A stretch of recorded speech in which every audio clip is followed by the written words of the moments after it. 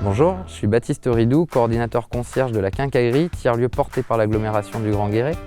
Ce week-end, nous avons accueilli la tournée des tiers-lieux et les membres de la Convention citoyenne pour le climat avec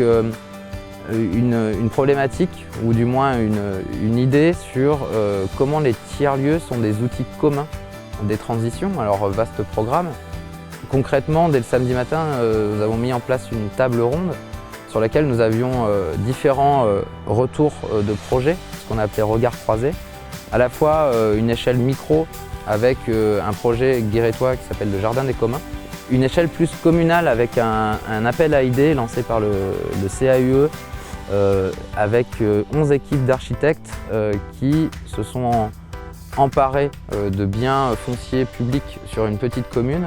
pour imaginer les usages de demain en termes de convivialité, en termes de travail, en termes de production alimentaire.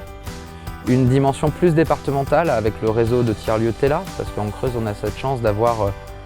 identifié 14 lieux, 12 adhérents à un réseau, le réseau de TELA, et 5 projets émergents. Et puis une échelle plus macro, avec un retour d'expérience de 3 ans sur une coopération interterritoriale entre la Quincaillerie, l'espace numérique Sud-Charente, comme son nom l'indique en Charente, et le parc naturel de Gaume en Belgique,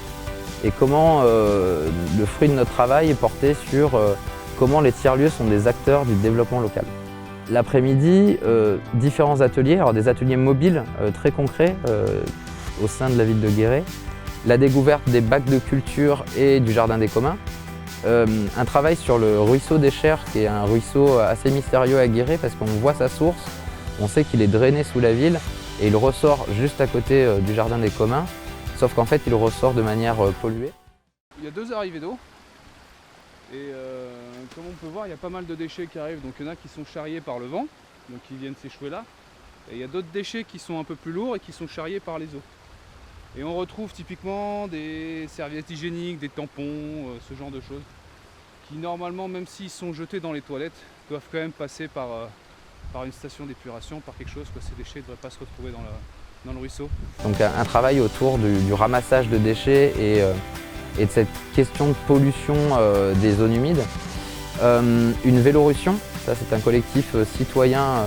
qui s'appelle Guéret en Selle, qui propose une fois par mois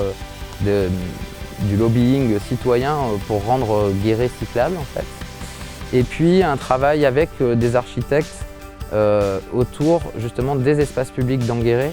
comment il est possible de se les réapproprier pour en faire de véritables biens communs pour la population. Et puis un temps de grand débat à 17 h avec les propos de Benjamin Coria sur justement cette notion de commun, bien commun, comment on peut trouver un modèle économique au commun et comment le commun devient un combat à mener. Et puis un retour d'expérience de ce qu'ont vu les citoyens sur les différents ateliers, histoire de mettre tout ça en corrélation avec les propositions de la Convention climat et un échange, un véritable débat autour de ces préoccupations pour le mieux vivre ensemble. Et puis il y a quelque chose qui nous tient à cœur quand même dans l'esprit tiers-lieu, c'est cette brique convivialité. C'est-à-dire que bien sûr il y a des temps de travail, mais ces temps de travail ils peuvent continuer de manière un peu plus informelle. Les producteurs du groupement des agriculteurs biologistes de la Creuse nous ont proposé un dîner. Et puis un concert le soir avec le groupe Les Rome Runners, qui a aussi permis d'attirer un autre public qui n'était pas là la journée, mais qui sont venus pour l'événement. Donc toujours cette brique conviviale, événementielle. Donc voilà, c'est comment un événement comme la tournée des tiers-lieux est profitable bien sûr au local, et puis donc au local et à l'écosystème d'un tiers-lieu,